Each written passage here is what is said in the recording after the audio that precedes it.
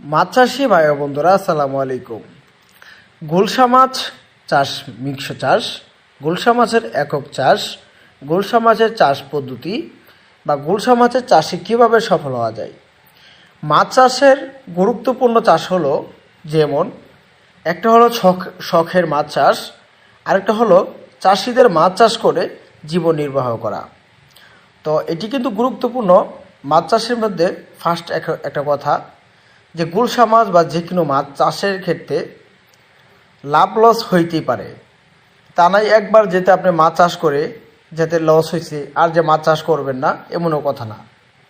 গুলশা মাছ সঠিকভাবে চাষ করতে হলে 4 থেকে 5 মাসে 20টা হতে 25টা 30টা বানিয়ে বিক্রি করা যায়। গুলশা মাছের পুকুর বন্যামুক্ত থাকতে হবে, পুকুরে পার মজবুত থাকতে হবে, পুকুরে পানির গভীরতা 3.5 হতে 4.5 ফিট। তাহলে এককের ক্ষেত্রে মিশ্রভাবে চাষ করাটাই বেটার। মিশ্রভাবে চাষ করতে হলে প্রতি শতাংশে 150-200 করে চাষ করা যায় অন্য অন্য কাপ জাতীয় মাছের সাথে। এককের ক্ষেত্রে প্রতি শতাংশে 300, 350, 400 পিস, 600 পিস মাছ কালচার করা যায় প্রতি শতাংশে।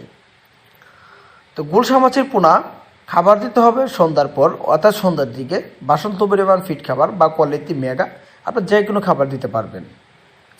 তো এইগুলো হলো 1000 হতে 800 লালের দেশি জাতীয় গুলশা মাছ। চাষ করতে আগ্রহীরা স্ক্রিনে থাকা নাম্বারে যোগাযোগ করতে পারেন। ধন্যবাদ, দেখা হবে একটা ভিডিও।